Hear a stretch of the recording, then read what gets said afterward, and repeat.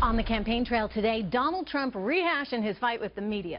Mr. Trump's allegations of unfair coverage, they started almost immediately after he announced his bid for the White House back in June 2015.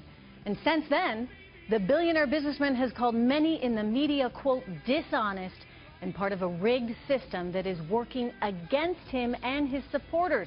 Fox News host and Media Buzz Howie Kurtz investigated these claims, and he joins us right now with his report. Howie. Trish, from the moment Donald Trump got into the presidential race, much of the media mocked or minimized his chances. A loudmouth New York billionaire beating all those senators and governors? Really? New York's Daily News depicted Trump as a clown. The Huffington Post relegated all Trump stories to its entertainment section, and most pundits dismissed him as a summer fling.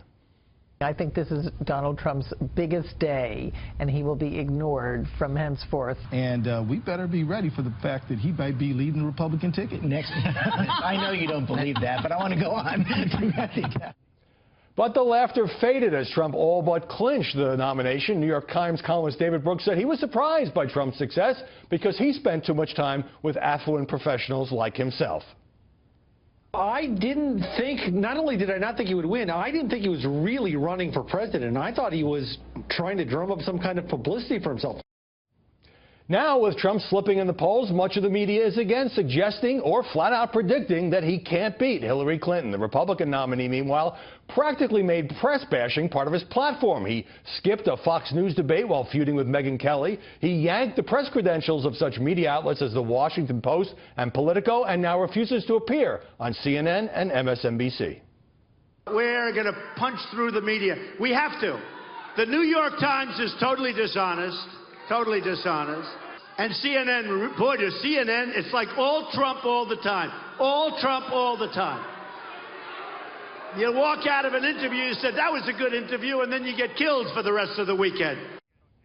That kind of tough talk fired up his base during the primaries, but in a general election, it's not clear whether Trump is being damaged by the constant warfare with the media. Trish. Well, you know, the one question I'd have, Howie, is why the heck is the media not spending more time on the actual policy that would actually be meaningful to our country? I mean, here we are talking about the horse race all the time, all the things that Donald Trump does, but nobody out there, aside, I would point out, from us, because we do dive into this policy, but they're not out there talking about his economic platform. It's almost as though they're afraid to.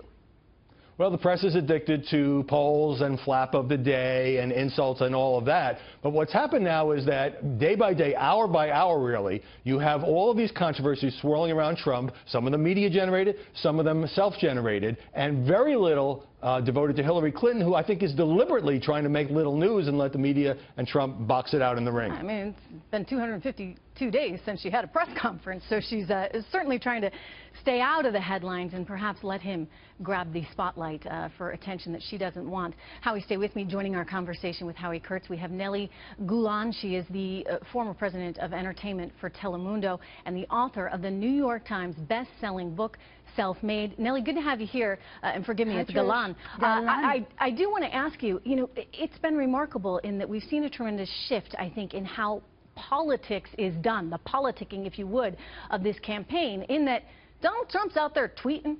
He's out there on, you know, various media channels talking to his supporters and getting his base excited.